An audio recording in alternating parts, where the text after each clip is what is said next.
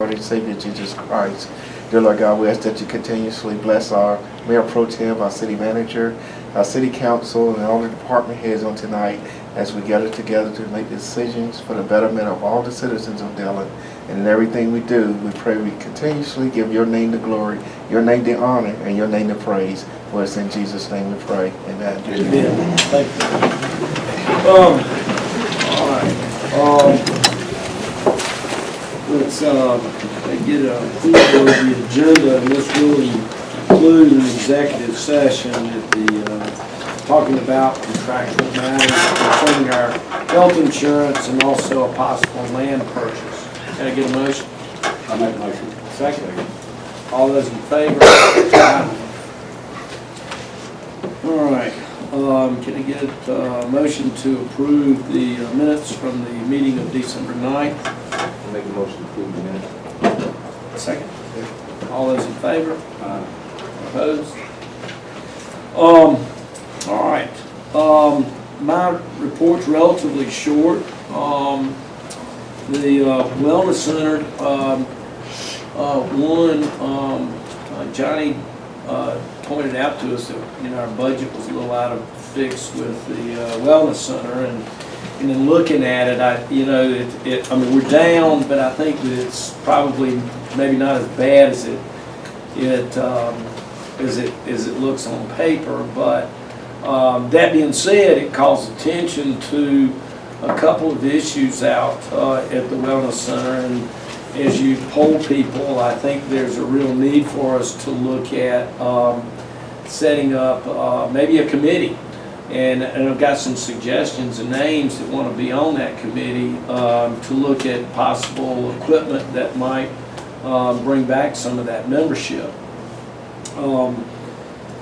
Lee Herndon, Jess Easterling are two people that have expressed an interest in that. It doesn't need to be a lot of people, but just to give us some suggestions on what they think we might look at. And the other issue is the silver slipper Sneakers. Silver sneakers thing. Somehow we're not approved for that. Well, And, I misspoke today when I talked with you. okay. We have applied, and I'm trying to read this text that was sent to me 5 days ago is what this text says. Our location is being reviewed by an analyst, and we will be notified by email when the decision is made, Yeah. whether or not we qualify. Yeah. So once we hear that, And I don't, Glenn and I talked today about, why would this not be a perfect site, especially as we kind of go into that planning stage about possibly adding pools there. It's got a walking track, and we've done everything to make that good for elderly people, and we need to be a part of that program. And we're doing fine as far as financing it. It hurts to have to subsidize projects like that when you look at it on paper. But the whole reason to have a wellness center and parks and recreation and golf courses to improve the quality of life in Dillon. You lose a few things like your hospital or golf course or wellness center. All the business in the world can look at us, but they're not going to look at us long, and they're going to go somewhere else. The other thing I wanted to say about the golf course, I've been out there, and it's probably as clean as I've ever seen that golf course, and it looks better for this time of the year since I've been here. So y'all doing a great job out there, and we appreciate what you're doing. And last night at 5:45, there was still about 15 cars in the parking lot. Now you're right, it was raining and it was dark, but that doesn't seem to bother people. But anyway, just wanted to make mention of that. Please note that we are going to be polled, I reckon, or get suggestions about our downtown. Bridget will probably be talking about that later. And I think the way I'm interpreting it, and I'll listen to your report, but we're to get times when we go in and speak, is that right? And tell what we, or is that not right? It's a listening session, so. Who's listening? Are they listening The to planning us? firm is listening to the community. Okay, all right, that's what I thought. I don't need to be there for 3 hours for them to listen to me. It's only a 30-minute session. 30-minute session, okay. And I think she sent an email, and just try to make sure that you make appointments to have that done. And that's all I have. Well, I'll follow up about the Wellness Center since it was brought up last month, and I had some information to share as well. We started January 2nd of this year with an opportunity for cheaper rates for individuals. That'll run through the month of January, but we also expanded our hours Monday through Friday. Prior to January 2nd, our normal working hours was 4:30 in the morning to 8 o'clock at night, Monday through Friday. And instead of 8 o'clock at night, we're now open to 8:30, I believe, not 8 o'clock, it was 8:30, till 10. And then Saturday and Sunday prior to January 2nd, we were closing at 5 o'clock in the afternoon. We've now extended those hours to 8 o'clock, just to see if there's a volume. If there's a volume there. Now, in those 12 days that we've done that, or 11 days, we've actually only had 15 extra visits after our normal time prior to expanding those times. Now, that being said, on the weekends, NFL football playoffs are going on, so kind of felt like that, probably doing some things. And also getting the word out. We've done advertisement in the newspaper, Facebook, and on our digital signs. So hopefully the word will get out and more people will take advantage of it. So we're going to give it through the end of February just to kind of see At least how to the those end of hours. February. Yeah, I think, something like that. And was the 15 people regular people, or any expansion in membership? No, actually they were Regular people. members that we've had. Okay. Yeah. Now, there was discussions last month, how many members. I had a printout given to me on the 7th of January. We have 437 members, paying members. Now, of those 437, we have several, probably 100 that pay once a year. And we ran a special last April, and that's when they paid for 12 months. So each month is going to be different. The only thing you can see on a regular basis is And that went on individual last year's members. budget. That was paid in April of last year. As I said, we've got roughly 30 different categories on how you pay. You can pay month by month. For an individual, you can pay month by month. For a senior, you can pay month by a couple. Senior, it's so many different ones. But as of January the 7th, we had 437 members that are paid. And hopefully that will gain over the next month. It's a popular time of year. It is a popular time, but also, running this special, we're looking at our rates to see if there's some other things that we can adjust on that. There was discussions last month about possibly why can't we be open 24/7 as well? So Janet reached out to our risk management folks that we have our insurance with, and they responded that they did not advise us to leave our facility open without any paid staff.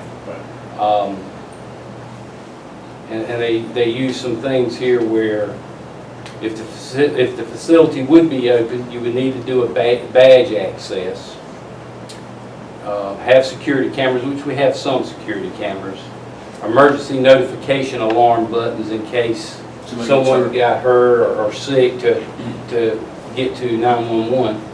And then just last week, we had an incident right after 5 o'clock one day where we had 2 of our members, visitors, kind of get in a verbal altercation. And it was derailed real quickly because we had staff there. What happens if we don't have staff there? So that's just some of the things. Fight because nobody's here to watch. That's possible. But you know, we're trying the extension of, or expanding the hours to see if that will help. And then looking at possibly changing some rates. Right now, we've got a rate for individual membership, I think $25 per month, which is about $5 difference than what it was in December. So now we're also looking at our senior rates, our couple rates, our family rates, things of that nature, to see if that will entice people to come. Nursery or that potential We did that years ago, and nursery to babysit. We did that when we first We tried it opened. when we first opened. Yeah, and we paid more money out of having a staff person there for those particular hours than we actually brought in. Yeah. Now, researching, the one local one here does not have that here. They have it in some places at particular hours. I think you're wrong, Okay. because I've got somebody that goes from my office, and they pay $1 an hour, you know, to have their child there. And I mean, you know, I don't know, we couldn't set the same thing up, like, you know, I don't know. Well, and my concern there again there is where we put Where we it gonna to, you know, if we pay minimum wage, you know, that's in charge of the dollars, you gotta have 7 at least for that hour to Yeah. pay for that Right. that person. And that's the tricky part about reducing, excuse me, reducing membership rates as well.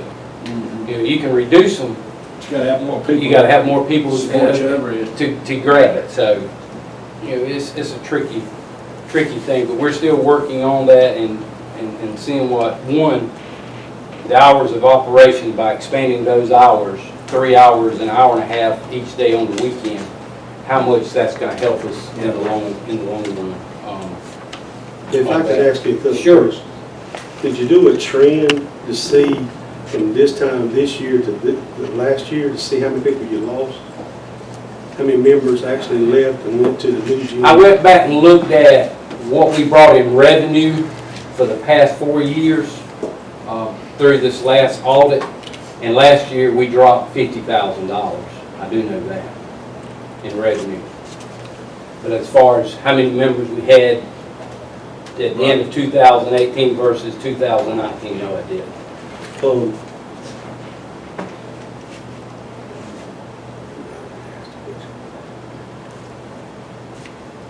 I know that you extended the hours now, and I saw on Facebook that you're trying to hire more part-time help. Why are we trying to hire more part-time help? Why don't you give the part-time help that's got a little bit of hours now that they're only getting? Why can't they get more hours? Well, they can, and that's what we're doing right now. But there's times where they may be sick, they may have other jobs, and somebody's got to fill those hours. Well, I know Councilman Washington asked you last time, you had 17 part-time help out there. But see, some of them don't always want to work on the weeknights. They rather work on the weekends and things of that nature. So we just try to find people that will work. And in some cases, you know, you run into problems. We did over Christmas. The recreation staff actually had to work some of the nights on the wellness center side. We didn't have anybody to work. So you run into those problems. Another thing that was mentioned to me is, how do we know each month that the member pays? When you go and check in, on the screen it pops up, makes a sound, a ringing sound, a bell sound that lets them know that they're good. If it buzzes and a red screen throws up, it tells you expired. Why don't you go to the automated draft like they do at McLeod Fitness Center over here in Florida? Well, and they I don't know how do that here as well. They do that here They too? do that as well. We have found, and it's not a bad idea, but we have found most people would rather do it if they have the option, they rather do it month to month if possible. You know, we could do an automated draft, that's not an issue. I don't know how many members would want to do it that we have that hasn't gone anywhere else. But we can ask, you know, I have no issues with it. And lastly, I mean, I don't know what you do. I don't have the answer for you yet. I mean, we asked you to come back with some ideas, and you have. But you know, this wellness center, I know the gym over here is making money. But when we're losing $15,000 to $18,000 a month, I mean, I understand that you put some things in place. I just don't know how we can get it more efficient to get the deficit down, you know? I hate to see that we losing so much money in it. Another way of gaining or dropping expenses, and we'll talk about utilities real quick. Utilities run us about $80,000 a year. Now, you know, we house, from the general fund side, we house recreation staff out there. And does the general fund want to pick up a portion of those expenses? I don't know. Of the utility expense. And then do we do it 50-50 or do we do it based on square footage for each entity, if you want to call it that? Are the rentals in comparison, are they? Yeah, the rentals, they fluctuate, come up and down. They average anywhere from $15,000 to $20,000 a year. But is that a good price what we have on our rentals? Yeah. Yeah, you talking about a good price of what we offer for rental? Yeah. Yeah. It's a bargain. Yeah. It's a real bargain. I mean, I know over in, which is a little different setup, but I know over in Bennettsville, their community center that they rent out, theirs is a whole lot more expensive than ours. But they also have a kitchen to cook and do that kind of thing. You know, ours is not made to do that, but yeah, ours, I think, is in pretty good shape. So, but we'll see how this month goes and look at it in February again and come back possibly 1st of March and throw out some other ideas if this is not doing what we think it should do. I can't remember if it was last month or a month before last, I think Mr. Eller brought up about in the police department, laptops in cars. Was that last month? And want to know the prices on that. Roughly about $4,700 per car to put a laptop in it, which that would be 16 vehicles, about $75,000.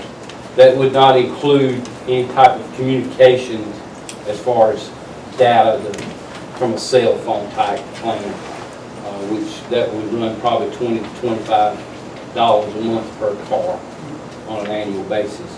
And then just talking to Chief Lane about all this, we would also have to have 911 in the county to kind of go in with us because they would have to provide certain information or certain equipment to get the information to us, to those laptops. But that would be what the front end cost would be just for the laptops itself. So what are we going, I mean, we rely on your information you give us. Do you think we need to move forward with trying to get Well, as I something told you before, e-tickets is what I'd like for us to see. That'd be the first thing. I mean, can we just start gradually putting some in cars just to? Well, we've got to get with the county first though, and see if they can do what they, you know, Right, they I'm gonna just saying spend they that. do, you know. Yeah, We can spend our money and it's still not. But I mean, if you reach out to the county and they're able to. you know, I get think the that's power- something we could do. Okay. Yeah, I really do.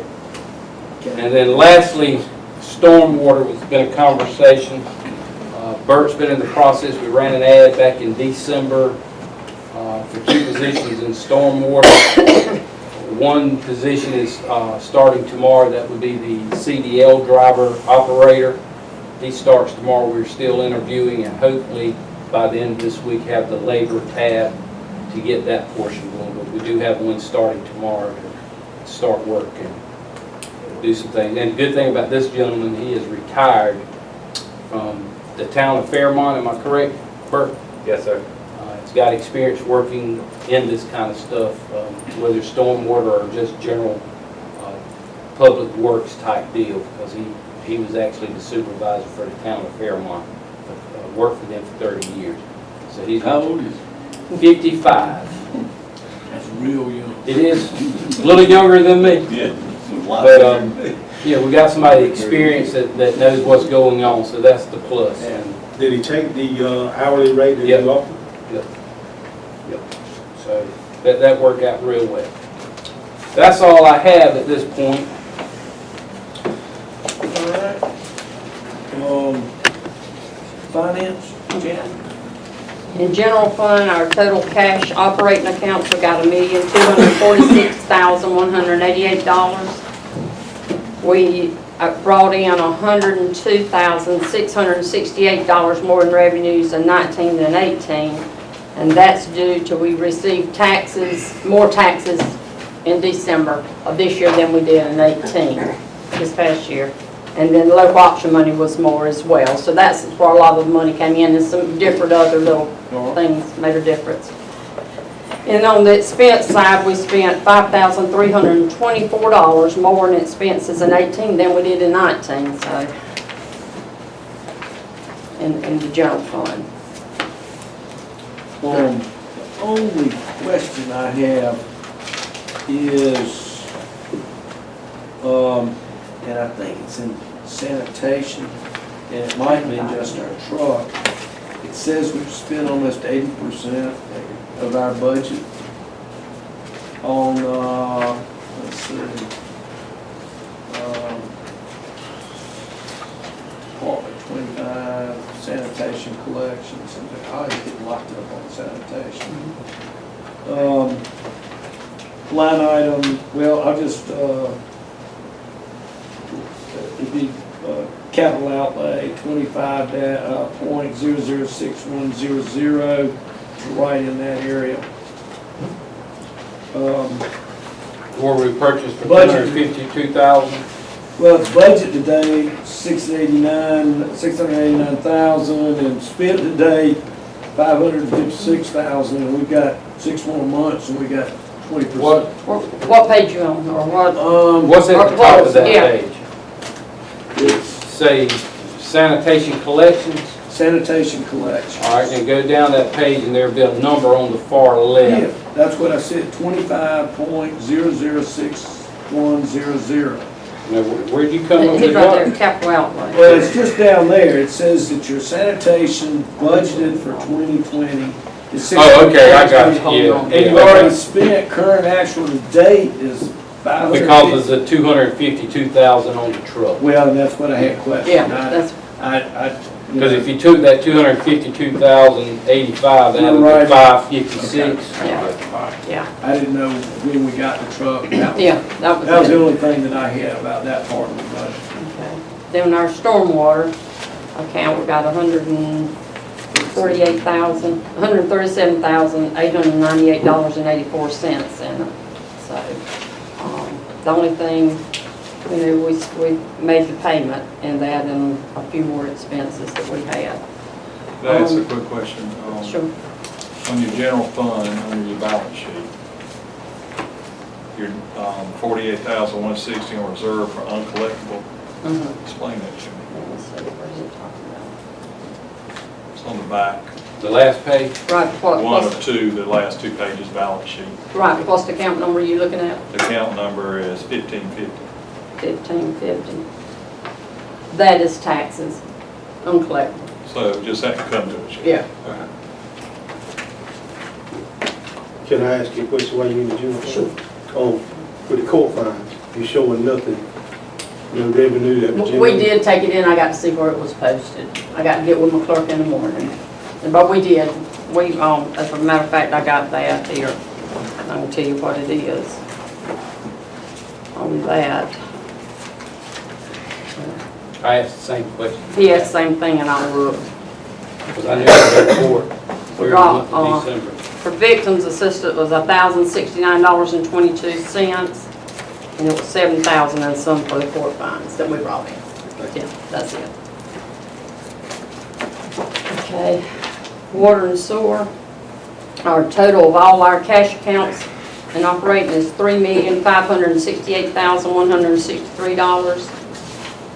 We brought in $119,577 more in 19 than we did in 18.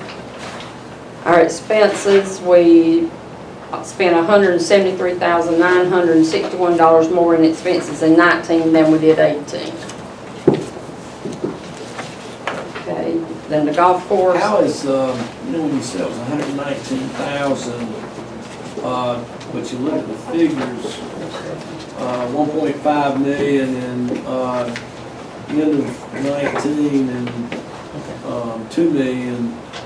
I mean, there's more than $500. yeah, I got to look at that. I got to look at that. Okay, all right, that was the only other. Yeah, no, thing, I- no yeah. water and sewers, No, I got to look at that. I said my math No. tells me that's not right. No, I got to look at that. All right, the golf course, we had $2,566 in our cash account. We spent $512 more in 18 than we did in 19. And the difference in expenses in 19 and 18 was $8. We spent $8 more in 19 than we did in 18 for the golf course. And then our, 50,000 from the county, we got that yet? Not yet. not yet, I What's the talked with them again. They- 15, January 15th, when the money comes. Is that what it is? And they're probably waiting on taxes. All right, hospitality revenues, we brought in $302,192 in 19, $294,195 in 18, which was $7,997 more in 19 than we did in 18. And we still got 5 annual payments, which we'll make a payment in February. Now, after the payment in February, that will leave us 5 payments. Yeah, right, so. Now Glenn, when you mentioned something about the wellness center, I'm just looking at our figures, and maybe you can correct me. On our total budget amount for 2020, we're at 224,150, but when I analyze those figures across, What are you looking at the wellness center budget? yeah, it looks like we're 98,244 down over the past 6 months. And you were saying we were around 50. No, that was That's what he was saying. budget from last year, Okay. from the previous year. I'm getting us down to 165,000. Yeah, from the What's previous up? year. The fees came in April for the year. Oh, I got you. Yeah. Never Jay mind. Jay said he's got 94,000 this year. But he said it comes in April. Well, the big one last year came in April of last year. Because that's when we do our big special, Yeah, because that's our anniversary year. got it. Yeah. Now whether we'll have something large money thrown at us. You're just doing a membership there. comparison over that many years, and you're Yes. saying right now we're, okay. I got But year to Now- date is what I'm asking. Year to Well, that's date year to date. compared to last year, No, to right now versus revenue versus expenses is what I'm asking. okay.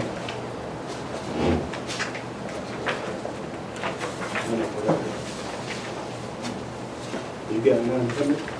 Well, right Revenue. now, I don't care about expenses. right now, the expense is $234,000. And we'll round up to 235,000. Revenue for 6 months, 158,000.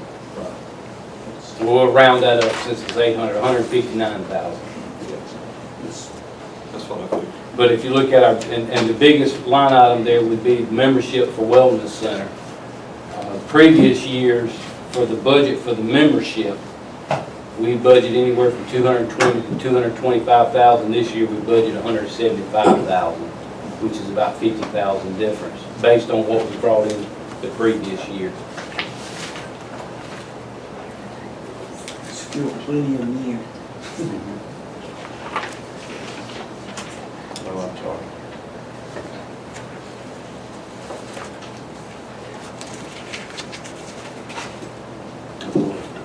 I'm sorry. Are you finished? All right. All right. Bridget?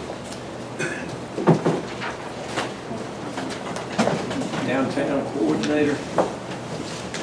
Greetings, everybody. Glenn asked me to provide you all with the update for benchmark planning. As promised, benchmark planning is moving swiftly in this process. The listening sessions or charrettes that he had discussed in the last meeting, those are being planned for January the 28th and also January the 30th of this month. On January the 28th, those sessions are going to start at 2 p.m. and they will go on until 5 p.m. We have reserved that day for the city staff, downtown development, ambassadors of downtown development, anybody who's working or have worked with this program, and also the city. That day is pretty much reserved for you all.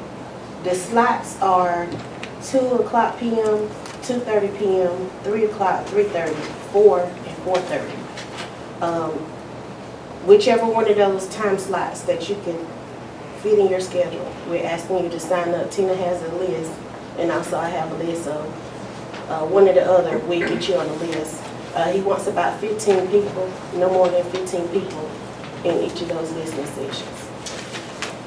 Now, how many for each section? About 15. Can't have no more than 3 of you at a time. Because if we have more than 3 of you together, that would be a meeting, would it correct? Yes, that were correct. So can't have no more than 3 of you at one time. Well, I'd signed up for the 4:30. 4:30 on Tuesday. And those 2 dates are doing the same thing, correct, 28th and 30th? Yes, sir. Also, if needed, the Downtown Development Committee and Downtown Development Ambassadors would be having our regular monthly meeting at 6 p.m. In lieu of our monthly meeting, we're going to have our listening session.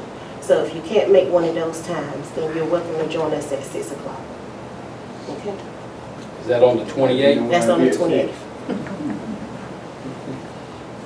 On the 30th, that day is reserved for the downtown businesses and the community at large. So that morning, we're going to start at 9 o'clock. We're going to do a downtown tour. I'm going to take them through the downtown area so that we can point out, particular projects that we want to focus in on. At 10 o'clock, we're going to start walking the downtown area, and we're going to visit every business downtown in the historic district. So for our business owners that can't get to us, we will be coming to you on the 30th. After lunch, we'll start back up with the listening sessions, and that'll be open for the community, our civic organizations, our nonprofits, different people that we have invited. They can fill in those slots at 2, 2:30, 3, and 3:30 p.m. But we're going to try to get this done within those 2 days.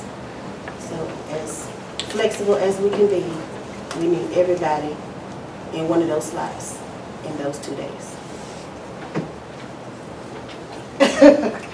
Okay, just to give you a quick update on the South Carolina Economic Development Incentives Toolkits. They're on my table. I'll Okay. give them to them before they leave. Okay, those toolkits came in today, so for all of you who were in a meeting with Jenny Boulware back in August when our state director came, those toolkits are here. It shows you how to leverage your funding if you are purchasing a property downtown, if you're going to try to take advantage of those incentives. Any property located in the historic district, part 1 of your application should be already completed at shipper office. So that gives you a jump. You can skip to part 2, and then part 3 goes to the national office. So if you are using those incentives, that toolkit is here to kind of navigate you through that process. Also, I have been working with our website. What is he called? Pardon? What is the website guy? Our technology guy? Robert, Robert Mitchell. Okay.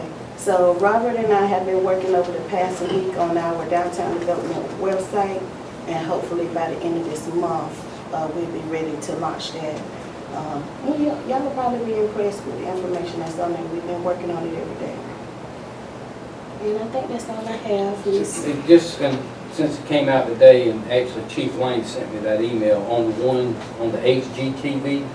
Okay, so there is a competition that HGTV is launching for small towns. You have to have a population of 40,000 persons or less, and they want to do a renovation to the entire downtown. So we are going to apply. And I'll let y'all know more about that as we get to that process. But that application is due, I think it's February the 7th. But It's a- it's a competition where HGTV will come in and renovate your downtown. Instead of doing one house or one block, they're It's gonna do the whole a downtown. group out of, it's reality TV, and they're based out of Laurel, Mississippi.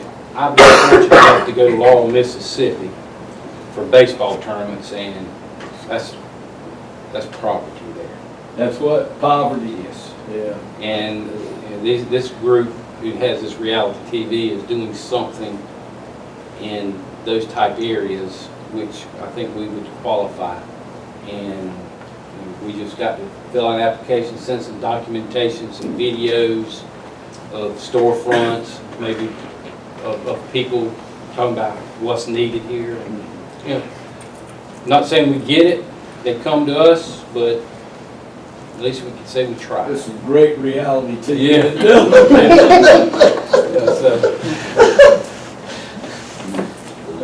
We're gonna introduce Ms. Peggy. Yeah, that'd be, he'll call it up. Well, you can, go ahead. Go ahead. Okay, and just to piggyback, I think this was maybe in the July meeting, we had discussed opportunity zones.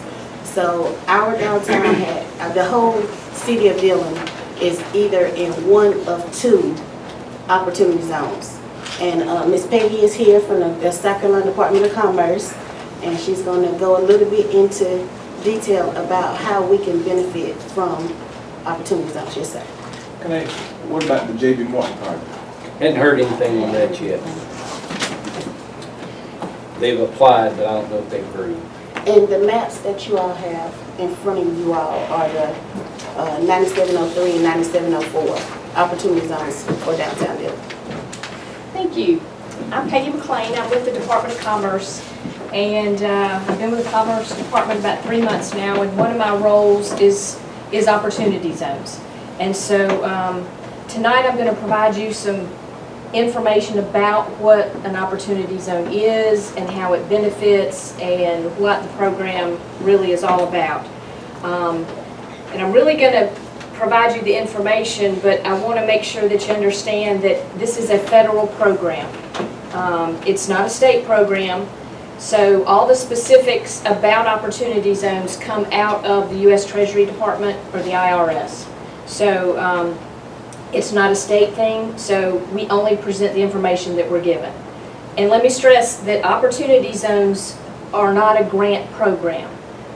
The benefits that derived from opportunity zones are tax breaks. They're not grants. So no money is given to the communities for opportunity zones, only tax reductions to investors. So here's some overall information. Stop me at any time if you've got questions and I will do my best to answer. So what is an opportunity zone? And you've got the map there, but they are census tracts that are in economically distressed communities. Notice I said communities and not counties. So these are census tracts. And they came about through the federal 2017 Tax Cut and Jobs Act. So in South Carolina, the census tracts in each county were nominated to the governor, who used a formula to equitably identify qualifying tracts. And then his office sent those nominations to the U.S. Treasury Department, and they validated and named the opportunity zones, or they approved the opportunity zones. So the zones met some requirements. You had a poverty rate of at least 20%, or the median family income of no more than 80% of the statewide median family income. So it was based upon the income of the census tract. So in South Carolina, we've got 135 zones. So each county has at least one zone, but there are no more than two in every county, in each county. And so the way that it worked, we were able to designate 25% of qualifying census tracts as opportunity zones. So that's how the numbers were derived. Now that those zones have been identified, they can't be changed. That's one question we get very often.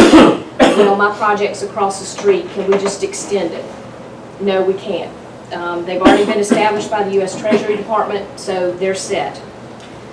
And there's also over 8,000 opportunity zones across the country.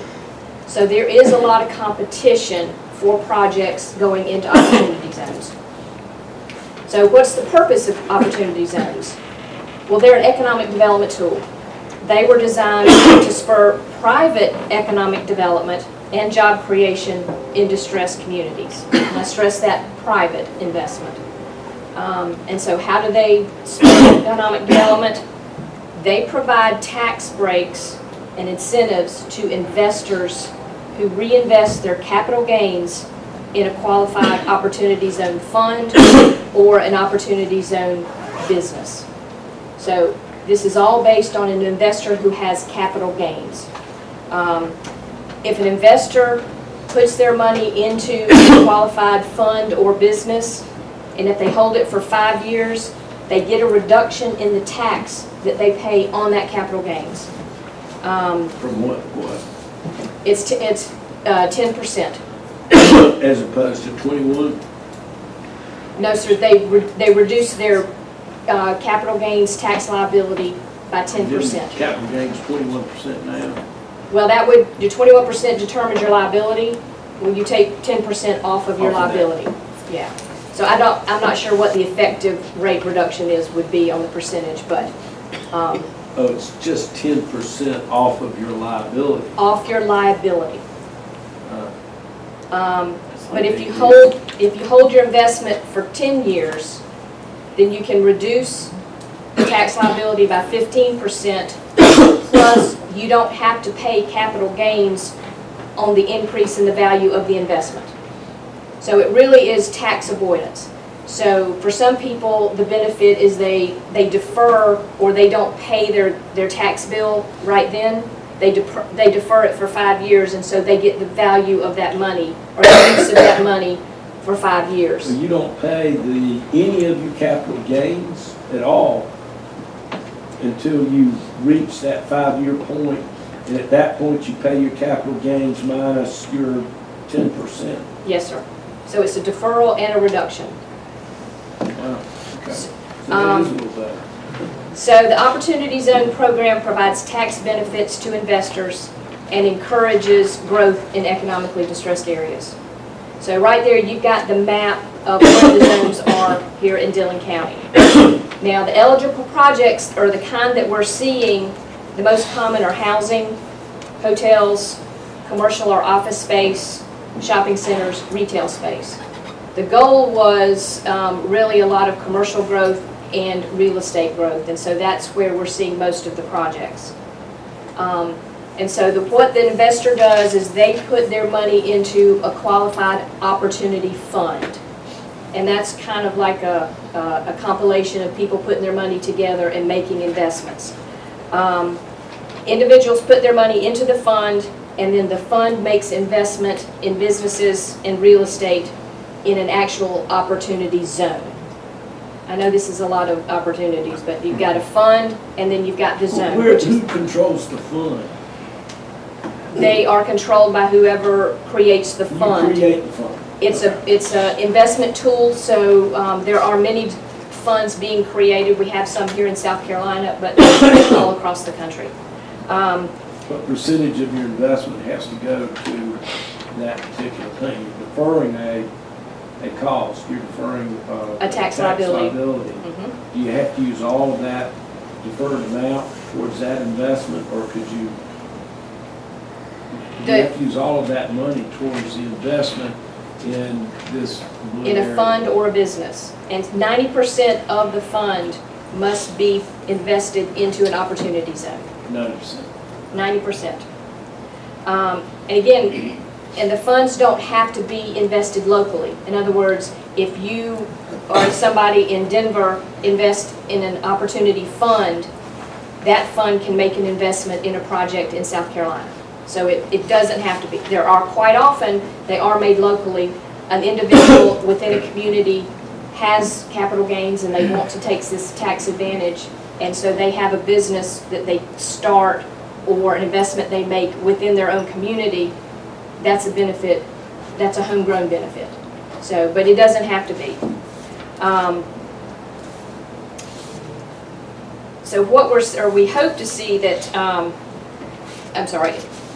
business like I said, as an investor, you can invest money or your capital gains in either a fund or directly into a business within an opportunity zone. So what the state's role in all of this, as I mentioned, this is a federal program, and it's governed by the Treasury Department and the IRS. So we don't control the regulations, we don't make decisions or rulings about what you can or cannot do, or the program parameters. But we know that this can be a valuable tool to our communities, so we want to make sure we can provide as much information as we can and to provide support. So we're trying to do that in a couple of ways. The first is, in 2019, we provided communities grants to develop an opportunity zone prospectus. And that's simply kind of a marketing piece that says, okay, this is our opportunity zone. We feel like we've got some good opportunities here for you. Maybe it's a dormant building, maybe it's a parcel of land, maybe you think it'd be a good hotel. So that's what we consider a project.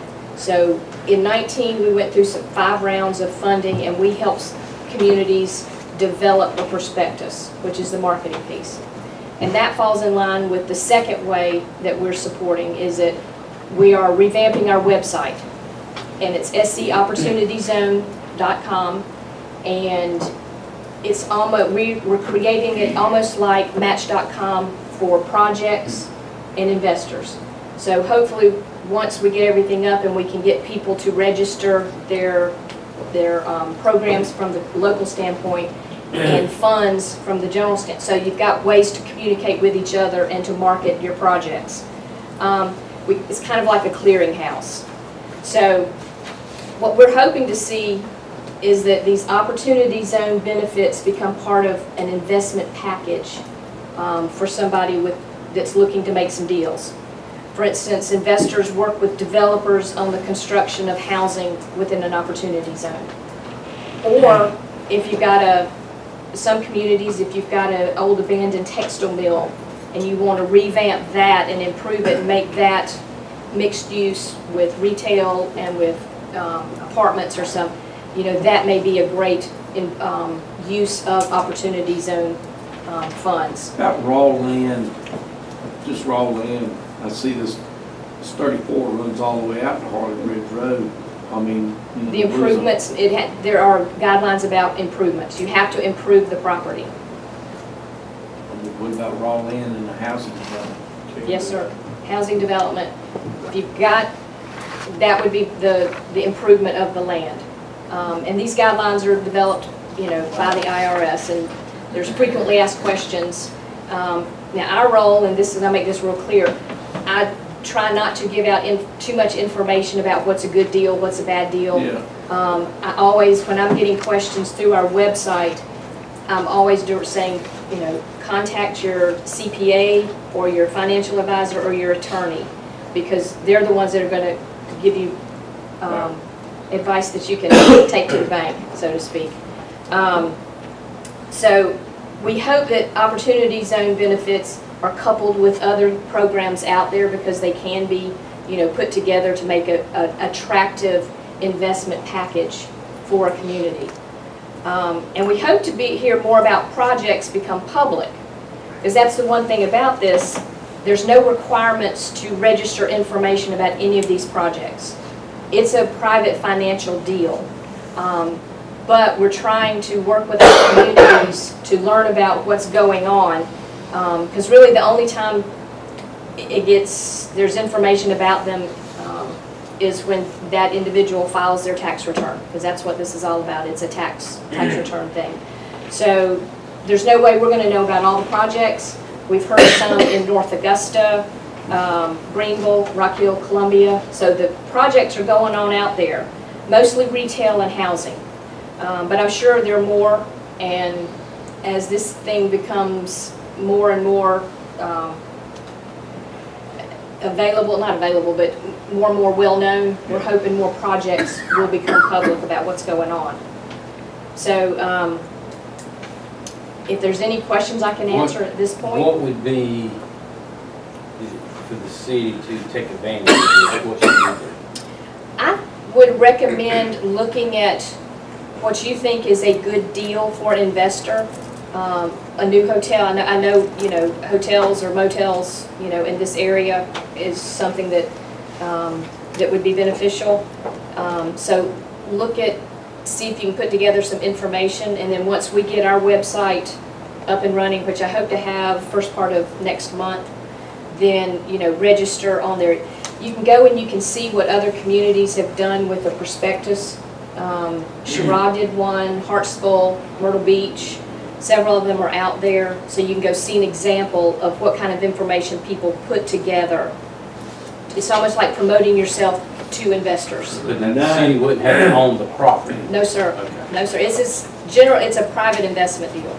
No, the Nine ho- ninety-five interchange is on it, and the 934 interchange. I mean, right, So the 95. hotel they're building in Sherrall right now in the city limits, I don't, is that part of that? I don't know, I'm not sure where their zone is. If it, I don't know. Thank you so much. Thank y'all. Thank you, ma'am. All right, citizens report, anybody want to talk? Old business, ordinance number 19-13, amend B1 permitted use to include alcoholic beverage drinking establishments. This is a second reading. I'd like, if you wouldn't mind, Dr. Wallace, that we table this. Okay. Benny and I and Councilman David had this conversation this afternoon. We came across some language that we're not comfortable with. Okay. And we think what we already have in place will cover what we're looking for. So we're going to look at that a little bit more in detail. If y'all don't mind, you would need a motion to table. Okay, can I get a motion to table? Second. All those in favor? Aye. All right, new business, there is none? Is that, That's correct. that's blank on mine? Yeah. All right, council members report, Mr. Eller?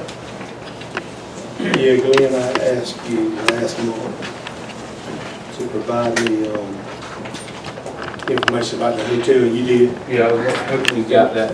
I did, and I appreciate it. And I don't know what you define a nuisance. But at this motel that we're having a lot of problems at, had over 20 calls in 1 year. And they range from gun violence, prostitution, vandalism, you name it, all across the board. I don't know what we can do, Jack, to make them clean it up. But the citizens that I serve in my district are on my tail. And that's a prime example, 20 calls. And the lady was just in here talking about motels and hotels. We'll never get a hotel or motel in here with a mess like that. So I'm asking you to try to help us and with the police department, get something done. I'll talk to David. We had a lot of tragedy in our community here lately, and it breaks my heart. I told you about the incident that happened in my home. I never got a report on what happened. Did they do a report? Yeah, I thought I sent that to you. The only thing there was it was an argument. It wasn't nothing to do with drugs. Am I correct in that, Chief? Right, it was both incidents were both domestics. One of them was where the city responded, and one was where the county responded. I've had a lot of people ask me again, and I know we've done it in the past, Glenn, referring to you, Dave, to set up some kind of safety, community watch meeting with our police department. I'll give you an example. Right now, we got people going around at midnight, 2 o'clock in the morning, ringing the doorbells and stuff like that. That's just small stuff. I think something, a home invasion is going to happen soon, and the residents going to end up killing somebody. You know, I hate to say that. We'll start back the community forums. The reason we stopped is because we weren't having, I mean, it would just be a bunch of police officers. And I agree with There you. was no one there. I I mean, I the agree with most you, we Dave. ever had was about 8 people, and the least we ever had was 0. I do, and I was there, David, I saw what you did, and you put it together, and I appreciate it. But all we can do is we can put it out there to the community, and they've got to take part in it. If they want to have a relationship with our police department and ask us questions, all we got to do is get it set up to where we can do it. I do appreciate you doing that the last time, but I'd like to see us do it again, just so we can get the information to them, because they're asking me, and I don't have all the information. But like I said, I just think there's things that we can implement in the police department, SWAT team, stuff like that. We need stuff like that. We got to get this, we got a bad drug problem here, y'all. We really do. And we got to implement these things. We got the drug dogs. And there's young police officers that are itching to try to broaden their horizons with our department. I've had several of them talk to me, and Councilman David, I don't know if he wants to mention anything, they're on the verge of leaving our department. And I hate that.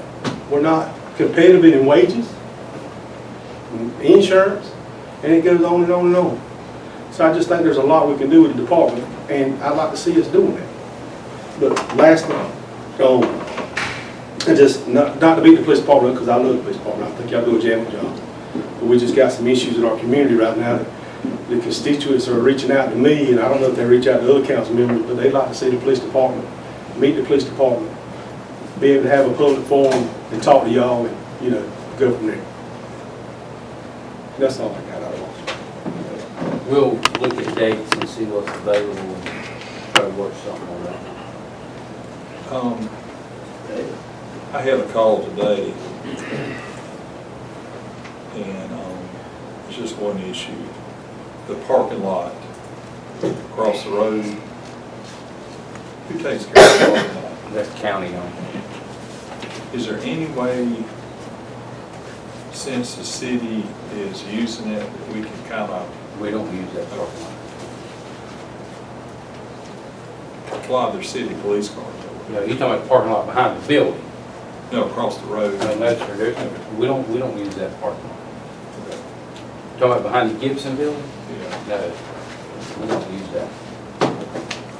What was the thing? Said there were potholes. Oh, no, that's the parking lot Oh, over okay. here. Oh, they were Yeah, talking about here. yeah, that's the parking lot here. And I've talked with the county, the property's owned by the Oh, county. yeah, I'm aware of that. And I've talked to them and, I don't think, again, I don't think that's something the city should pay 100% for. He just said behind the courthouse, Yeah. so I didn't know if it was over there or here. That's here. This whole guy. It makes our police cars to death. Another road that is heavily traveled that we need to put on the list is it right there in front of Howard's house? Right when you come out of my Dogwood. driveway. Dogwood. I mean, not because, I drive it, but I need a stoplight to get out of my driveway when the kids are going to school in the morning. But it's just a heavily, ruined road. But what is that, I mean, they do it pretty fast in What's other that? places. I mean, it looks like they would obviously be concerned about all these holes. I agree 100%, and we try to fill them. It was an older man, he said Well, he came it's- here and it's- if I shook him, yeah, I'd it's- knock his teeth out his head. It's pitiful back there. It's pitiful. Might not take a big bump. But again, Could have been me. do we spend 100% of that money to fix it, or, again, the county should share some of that cost, and they're aware of it as well. And the only thing I had to add was, I guess, there's a lot of street signs missing. Yeah, we're working on those. Okay, so that's Yeah, been. yeah, he's hitting those as we can. Yeah, there's a lot of street signs. But Man, what that with the folks on Main Street, right there? Sir, And then one of the buildings on Main Street, anybody come up them yet? The buildings that we had. That we wrote summons You to? mean the fines? yes, sir, yes, sir. We had one, I want to say last Wednesday that was fine and paid their fee. We have probably about 3 or 4 that we've written tickets to. They're in the process of working with the Board of Watch and Review, Some of them has gotten contractors, others have finished their projects. So they're making attempts to actually start repairing their buildings on Main Street. What about none of the plywood found in The one that requested jury trial? the building? Yeah, that's what it was. I don't know. They haven't said anything as far as I know. No date's been set. One thing I'd like just to mention, I mean, it's been reported and everything, but the city of Dillon lost a great man in J.W. Bailey, and I just wanted to let everyone know that on behalf of the city council, we're not the bid to replace him. He was pretty much the fire department forever. Between that and the ambulance department with his father-in-law, and has always gave back to his community, and it was such a senseless tragedy, and our hearts go out to their family still, and we need to keep them in our thoughts and prayers, so that's all. Has you finished the water repairs on the quarter We're lane? gonna start patching just as soon as this weather breaks. Has the lady, Miss, I think she put the lights on Main Street, certain areas that lit up, and did any work for her to finish that project? Because it looked so good coming into Dillon. No, we've got some electrical issues in the ground that's got to be fixed. Can I get a motion to go into executive session to discuss contractual matters concerning health insurance and possible land purchase? I make a motion. I second. All those in favor?